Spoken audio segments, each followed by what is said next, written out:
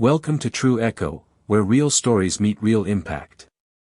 If you've ever believed that doing the right thing still matters, this one's for you. This is the story of a man on the edge of collapse, and how one small act of kindness would quietly rewrite everything. Quinton Ray didn't own much. Not a car. Not a closet full of suits. Not even a real bed. What he did own, what kept him going, was something most people wouldn't see right away, a fierce belief that if he kept showing up, kept doing the work, somehow the right door would open. That belief was the only thing that made him rise from that creaky futon cushion on a cold Wednesday morning in Tulsa, steam press a frayed button-up with an old kettle, and shine cracked shoes with a paper towel and cooking oil. He had a job interview at DuPont Grove, one of the last big firms still hiring in the city. If he got it, it meant stability. Respect. Maybe even a shot at helping his friend Corey with rent instead of just borrowing change from Mr. Lawton downstairs. But life doesn't care about schedules.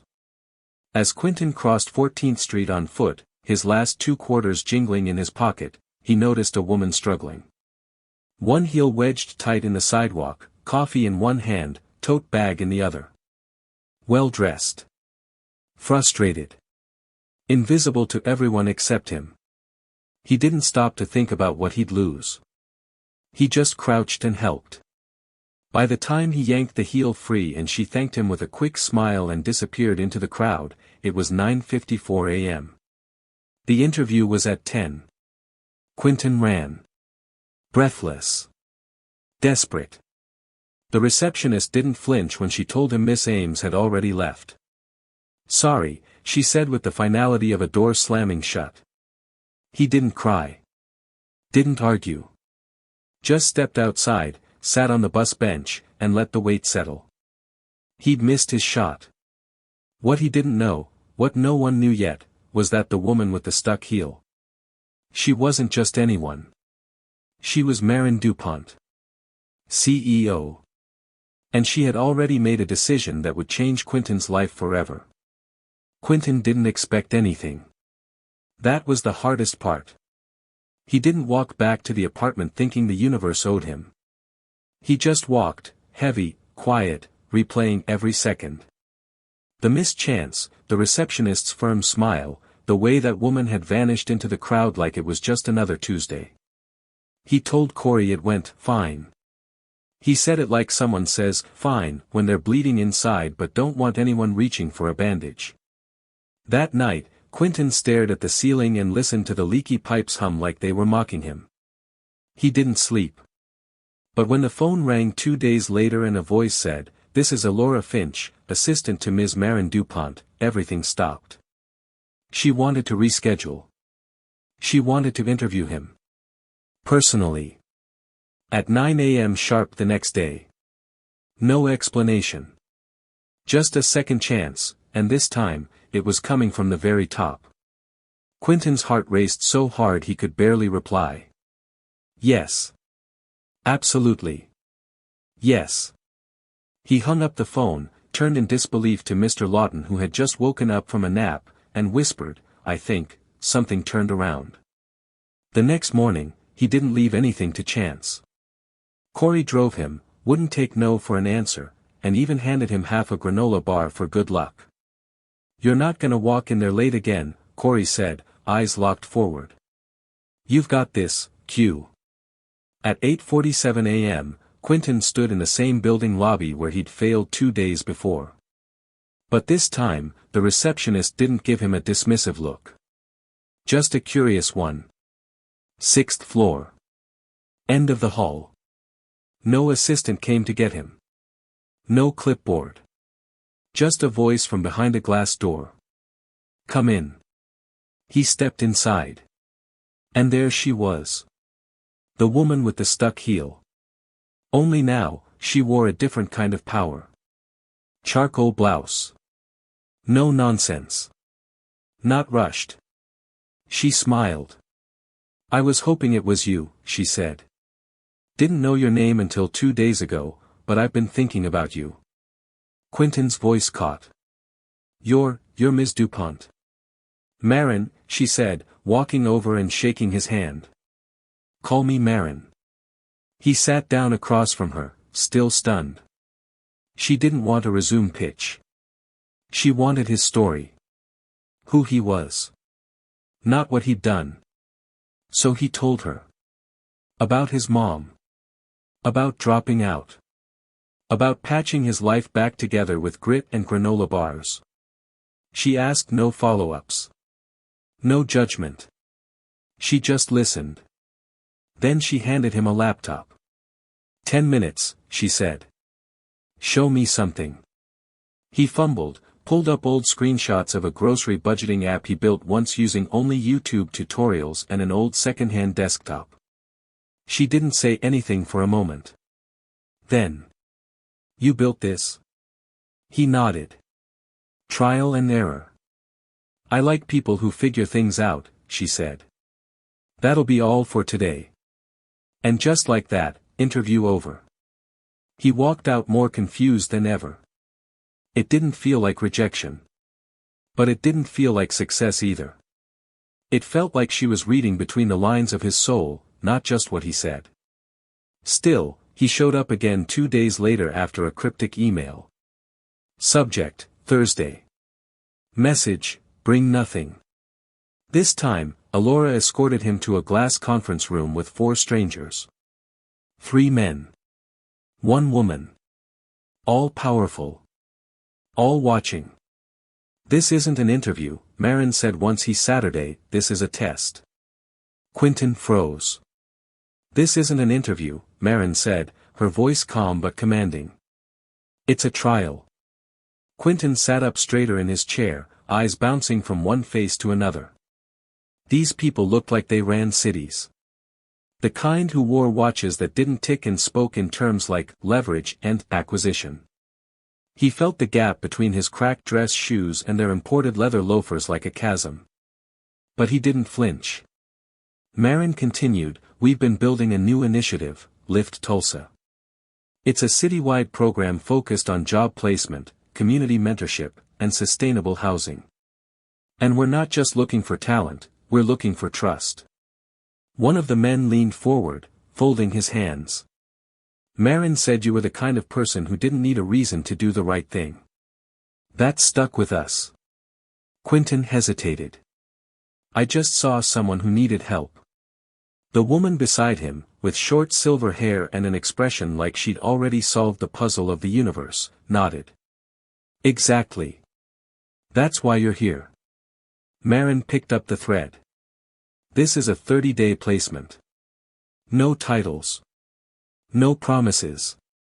You'll shadow the team at our community branch. If you show you're ready, emotionally, mentally, professionally, we talk about something permanent. Quinton barely breathed.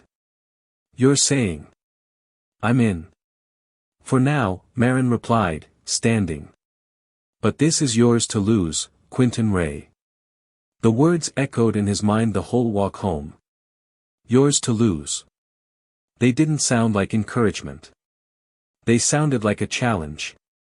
Still, he showed up Monday morning at Building B, a rundown extension behind the main campus that looked more like a storage unit than a community outreach hub.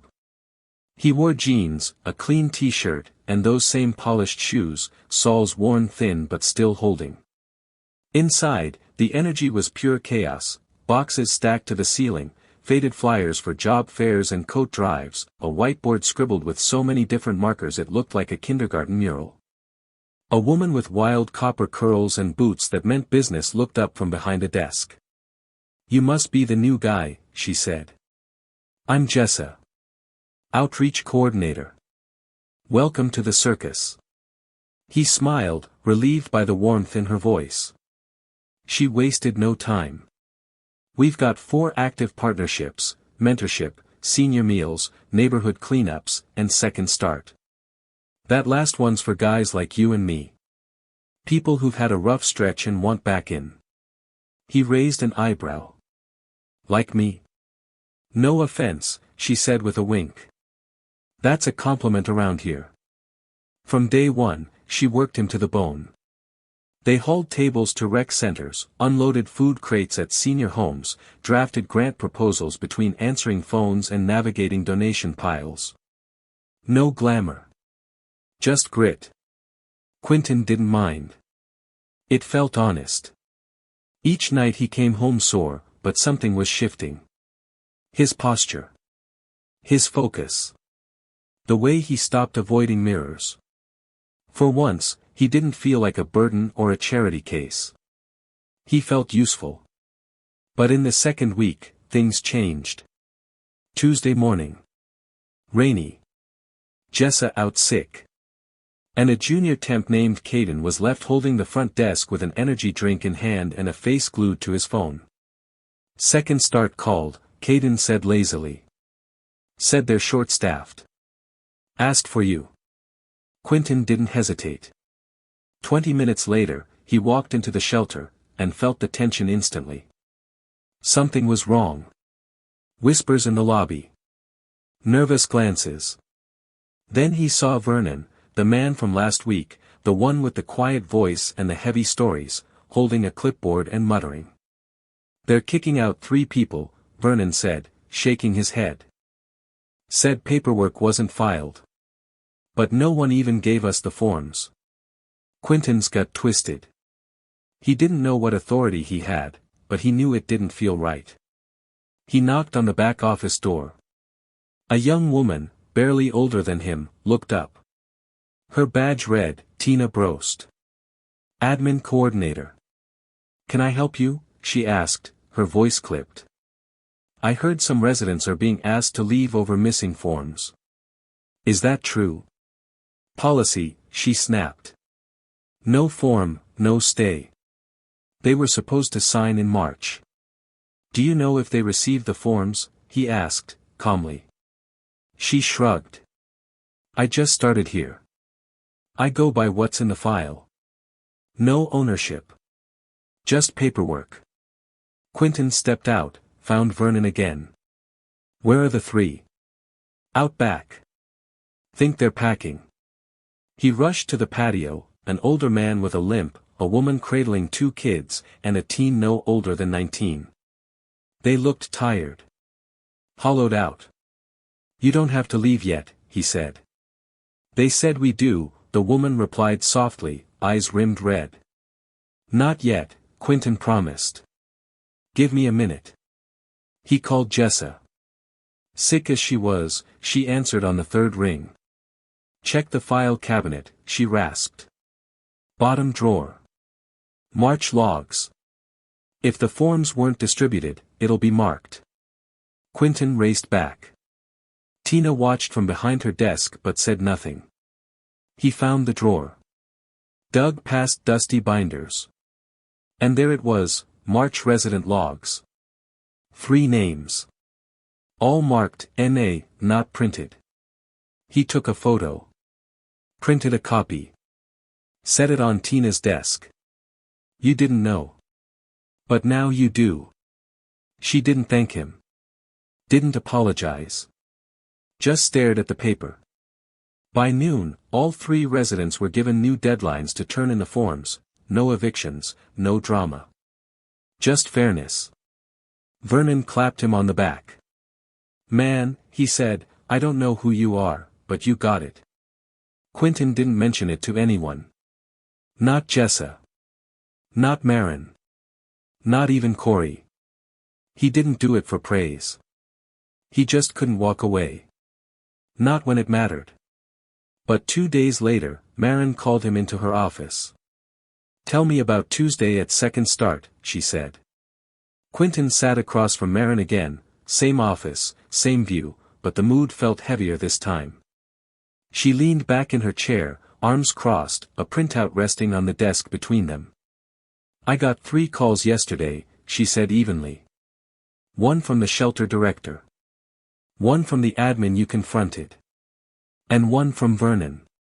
Quinton blinked, unsure what she wanted to hear. They were about to evict 3 people. I didn't think it was right. It wasn't, Marin agreed. You did the right thing. That's not why you're here. He frowned. It's not.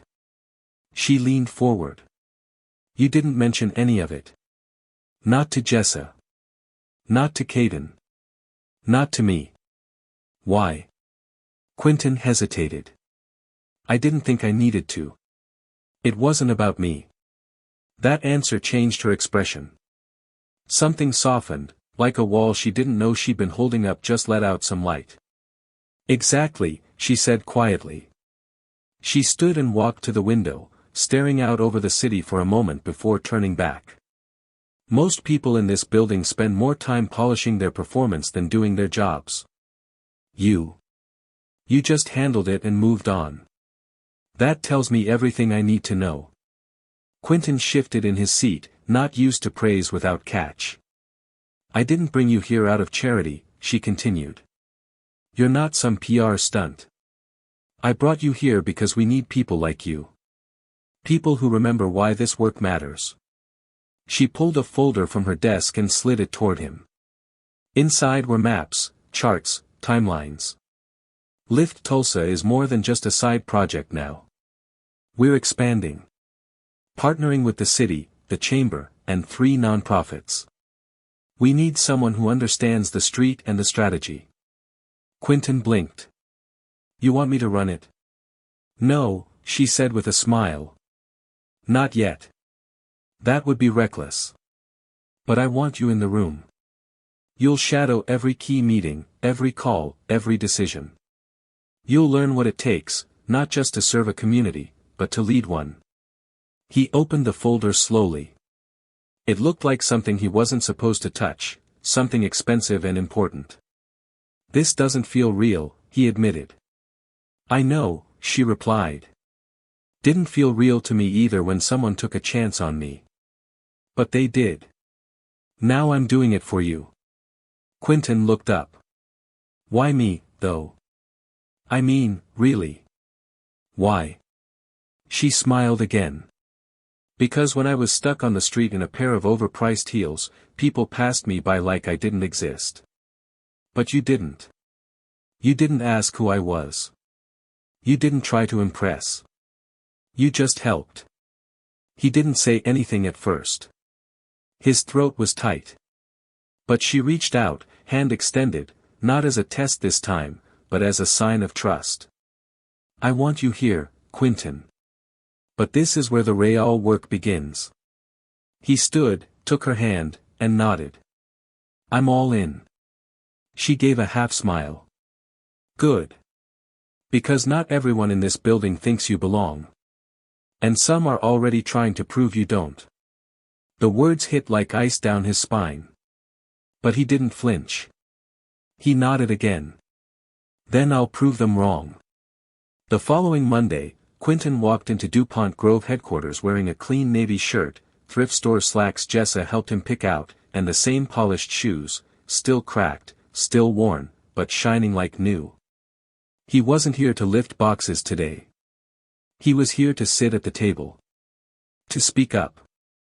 To learn. The morning meeting took place in the West Conference Room, a sleek space with city views and chrome fixtures. Marin led the presentation for Lift Tulsa. Beside her stood Rodney Hales, stone-faced in a crisp blazer. Quinton sat at the far end of the table. Rodney barely acknowledged him. Marin addressed the room.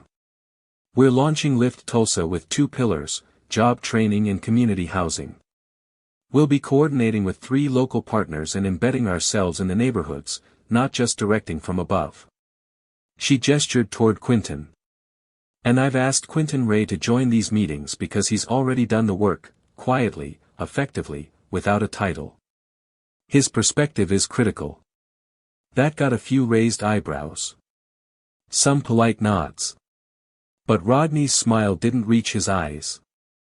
During discussion, Quinton stayed quiet at first, absorbing the flow, reading the room. But when the topic shifted to outreach methods, and someone suggested flyers and a new app rollout, he cleared his throat. Can I say something? Marin nodded. The room went still. I've spent the last few weeks talking to people on the ground. They don't trust institutions. Most of them have seen programs come and go. What they want is consistency. Presence. Not another pitch or logo, they want relationships. A few people scribbled notes. One woman murmured, "That's a good point." Rodney spoke next. "I appreciate the sentiment, Quinton, but this is a high-stakes initiative. We don't have unlimited resources to chase trust-building exercises. We have hard deliverables." Quinton didn't look away. "If trust isn't part of your deliverables, then the whole thing will fall apart the moment we step away." Rodney didn't respond. But Marin smiled, just faintly. "Exactly why he's here." After the meeting, Quinton grabbed a coffee from the break room. As he turned, Rodney was there, stirring his own cup with quiet precision. "You're walking a fine line," he said without looking up. "Marin's protecting you for now. But eventually people will ask what makes you qualified to be here." Quinton didn't blink. "Maybe they should ask what made you forget why this place was built in the first place." Rodney gave a cold smile. "We'll see how long you last." Then he walked away. Quinton didn't tell Marin about the conversation. He didn't need to. She probably already knew. Instead, he threw himself into the work. That week, he sat through budget reviews, mapped community needs, helped draft mentorship intake forms, and even pitched a revised communication plan for youth outreach. He wasn't just keeping up, he was pushing forward. But while Quinton was working late, someone else was working against him. And when the envelope showed up on his desk Friday evening, folded in half with no name, he knew exactly what it was. Inside, a copy of his arrest record. A single unpaid parking ticket that spiraled into a suspended license, then a single night in jail 2 years ago. It had haunted every job application since. Someone wanted him gone. But they didn't know who they were dealing with. Quinton stared at the sheet of paper for a long time. His chest didn't rise. His hands didn't move.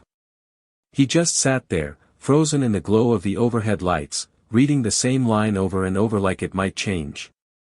Arrested, failure to appear on unpaid citation. 1 night held. He had told the truth before, in interviews, back when he still believed that honesty would outweigh a system that never forgets. But most employers never got past the headline. No one cared about the context. No one asked if the citation notice even arrived. Now, someone inside DuPont Grove had found it, and left it on his desk. No name. No explanation. Just a quiet threat. He tucked the paper into a folder, locked his desk, and walked straight to Marin's office. She was still there, barefoot, sipping cold tea, scanning a grant proposal in the dim office light. When she saw the look on his face, she didn't ask a thing. He held out the envelope. She opened it, scanned the page, and let out a breath. "I figured this might come up," she said softly. "You knew." HR flagged it in the background check. "I overruled them." "Why didn't you say anything?" "Because I wanted to see who you were now, not who you were when life kicked you down." Quinton swallowed. "Whoever did this, they want me gone." Marin's eyes narrowed. Then they picked the wrong target. She turned and opened a drawer from her cabinet. Pulled out an old file and dropped it on the desk between them. "See this?" she said. "When I was 24, I nearly lost my entire business over a loan I co-signed for a friend. He disappeared. I got stuck with 6 figures of debt. Debt collectors came to my office. My mother had to sit beside me in court while I begged a judge not to liquidate everything I built." Quinton blinked. "What happened?" "The judge gave me 30 days. I fixed it in 20. But that file never disappeared. I've seen it resurface 3 times in my career. Always right when I was getting too close to shaking something loose." She leaned in, her voice sharper now. "You want to build anything real, Quinton? You better expect someone to come digging. The question is, do you let them bury you with it?" He exhaled slowly. "No. I don't. Good. Because I'm not letting this go. And neither should you. He nodded. What do you need me to do? Get back to work, she said. I'll handle the rest. The next morning, Rodney Hales was reassigned, quietly, without any public explanation, to a corporate outreach post in Denver. The news came by email. No goodbye meeting. No water cooler gossip. Quinton never asked questions.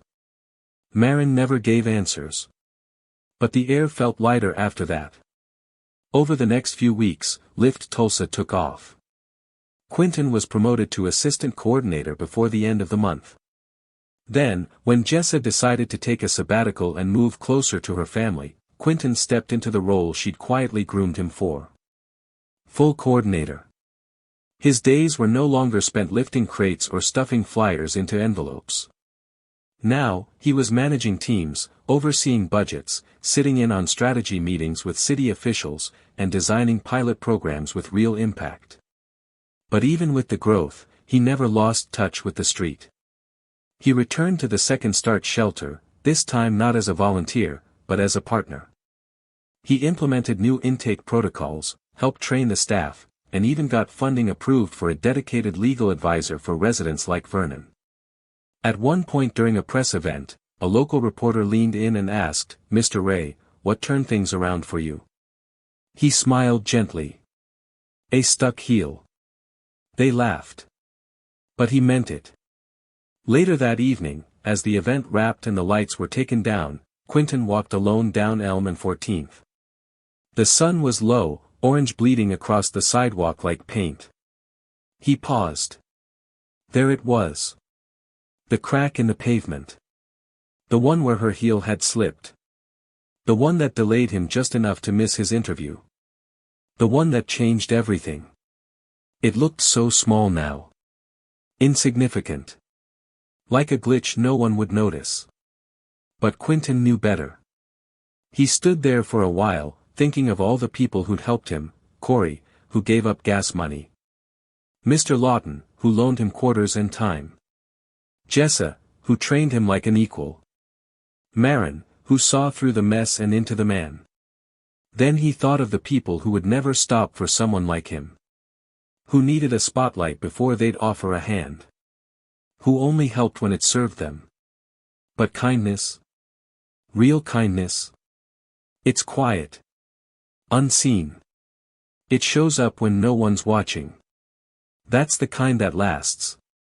As he turned to leave, a teen and his friend jogged by, one of them dropping a folder full of papers in the street. Pages scattered like leaves. Without thinking, Quinton knelt down, gathered the papers, and handed them back. "Thanks, man," the teen said, out of breath. "No problem," Quinton replied, already walking away. Because some habits, the good ones, they're hard to break. By the time Lift Tulsa launched its third pilot site, Quinton was no longer just a name on the email chain, he was the one sending it. He'd earned respect the hard way, not through credentials, but through consistency. He knew how to run a neighborhood cleanup and balance a grant spreadsheet by the same afternoon. He could talk to a city council member in the morning and a high school mentor group at night, and not once did he feel like he had to change who he was. But power, even the good kind, always comes with pressure. The growth of the initiative meant more eyes. More politics. More expectations. And more people waiting for him to slip. And then came the audit. An internal review triggered by a routine compliance check turned up an irregularity. One of the supply vendors for Lift Tulsa hadn't submitted updated certification paperwork. A small thing, fixable. But the name listed as the approving party? Quinton Ray. The audit team flagged it. Sent an inquiry up the chain. It was standard procedure, but in the wrong hands, it could be spun. And someone was already trying. 3 days later, Quinton found himself summoned to a review board meeting, an internal hearing set up to clarify oversight processes for the Lift Tulsa project. On the surface, it was framed as a formality. But when Quinton stepped into the room and saw 2 members of legal, a representative from finance, and a thin-lipped compliance officer named Harold Drummond, he knew this was more than protocol. Marin wasn't there. Neither was Elora. Just Quinton. And a table of polished skeptics. Harold opened a binder. "Mr. Ray, we're reviewing a procurement oversight that occurred under your coordination. Specifically, the vendor contract signed on March 14 without valid licensing credentials on file." Quinton kept his hands folded. "I reviewed the vendor's original packet. Their renewal was pending, but the application was filed. The goods were delivered. Services rendered. And you knowingly signed off with expired documentation?" "Their previous contract was still active until the renewal processed," Quinton said calmly. "They were the only supplier who could meet the deadline for our food security rollout. We had 60 families waiting on that delivery. I made a judgment call." Harold tapped a pen slowly on the table. "That's not your role to decide." Quinton didn't flinch. "Then maybe someone should have been in the field to see why it mattered." That got silence. One of the finance reps looked away. Another shuffled papers like the answer might be hiding between rows of numbers. Harold closed the folder. "You'll be notified of the board's recommendation by end of week." Quinton walked out of the room without slamming the door, though everything in him wanted to. He headed for the courtyard, fists in his pockets, wind sharp in his lungs. For the first time in weeks, doubt crept back in. What if they were right? What if he'd made a mistake? What if they used this to take it all away? Then he heard footsteps. Marin. She didn't speak right away. Just stood beside him, looking out at the trees. "They moved the meeting time," she said. Quinton shook his head. "Don't apologize. You don't owe me. Stop." Her voice was firmer now. "I didn't come to defend you.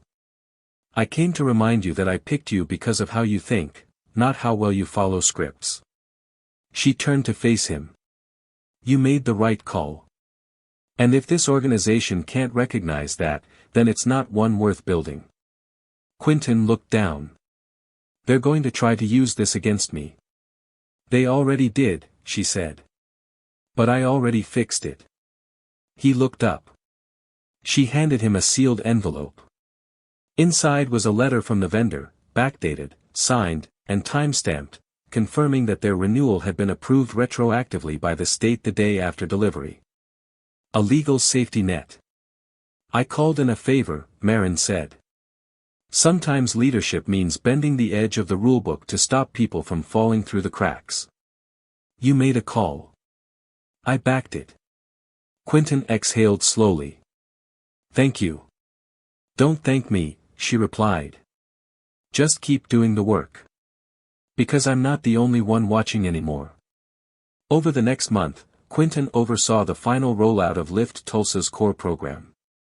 4 neighborhoods received job placement counselors. 3 schools launched mentorship hubs. And 1 senior housing complex got its first tech center thanks to a last-minute grant he wrote by hand and submitted 5 minutes before the deadline. He wasn't perfect. But he was relentless. At the 1-year anniversary of Lift Tulsa's launch, Marin stood on stage at the press gala and listed the names of key contributors. When she reached Quinton, she paused. "I've worked with a lot of professionals in my time," she said. "But very few leaders. Quinton Ray is one of them. Not because he climbed a ladder, but because he built his own rung every time someone told him to wait his turn." The applause was long. Earned. Later that evening, as Quinton helped clean up after the gala, a teenager approached him nervously, folder in hand. "You're Mr. Ray, right?" Quinton turned. "That's me. I was in the Second Start program. The year it almost got shut down. You helped my mom keep our room." Quinton stared for a second, recognizing the face, older now, taller, but familiar. "I just wanted to say thank you," the teen added. Quinton smiled. "Anytime. Because some stories don't need a spotlight." They just need to echo loud enough to remind others they're not alone. 16 months after missing the most important interview of his life, Quinton Ray walked through the main doors of DuPont Grove, not as a hopeful candidate, not as a temporary placement, not as a trial. He walked in as the new Director of Community Innovation. A position that didn't even exist when he first helped a stranger with a stuck heel. A role created specifically for him. Because over the past year, Quinton hadn't just impressed people. He'd changed them. How they worked. How they thought. What they prioritized. He wasn't the loudest in the room, and never needed to be. He made his impact through presence. Through action. Through the quiet certainty that doing the right thing always matters, even when no one's watching. But not everyone had forgotten. A week after his promotion, Quinton received a call from the mayor's office. Tulsa's city leadership wanted his insight on a citywide expansion of Lift Tulsa's mentorship model. They invited him to a roundtable of public and private leaders, including school superintendents, nonprofit heads, and CEOs.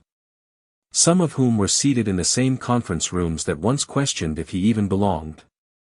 When he arrived, people rose to shake his hand. No longer out of courtesy. But out of recognition. One man, mid-40s with a polished accent and tailored suit, approached him afterward. "You're the guy from the shelter story," he said. "With the missing forms." That story went around our entire org. Quinton gave a quiet nod. "I didn't do it for the story." "I know," the man replied. "That's why it stuck." On a quiet Friday evening, long after the last emails were sent and the last meeting room cleared, Quinton stood alone on the 6th-floor terrace of DuPont Grove HQ. The city spread out below him, blinking and buzzing with weekend energy. His reflection shimmered faintly in the glass window beside him, no longer the man in cracked shoes and a frayed shirt. Still humble, still grounded, but different now. Whole. His phone buzzed. A message from Jessa. "You better be getting sleep, boss. These neighborhoods aren't going to lift themselves." He smiled. Texted back. "After one more walk." He walked back to Elm and 14th. The corner hadn't changed. The pavement still cracked in the same place. That crooked slab of concrete, still there like a scar on the city. The one no one thought to fix. The one that caught a heel, and rewrote a man's future.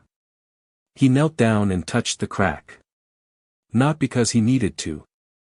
But because it reminded him where everything started. A stranger stuck. A choice made. And a single act of kindness that no one asked for, but that changed everything.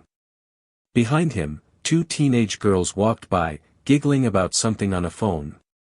One of them stumbled slightly on the edge of the sidewalk. Quinton instinctively reached out, caught her elbow, and steadied her. "You okay?" She blinked. "Yeah. Sorry. These heels hate me." Quinton smiled. "They do that sometimes." "Thanks, mister," she said, already jogging to catch up with her friend. He stood for a while, letting the sounds of traffic and wind settle around him.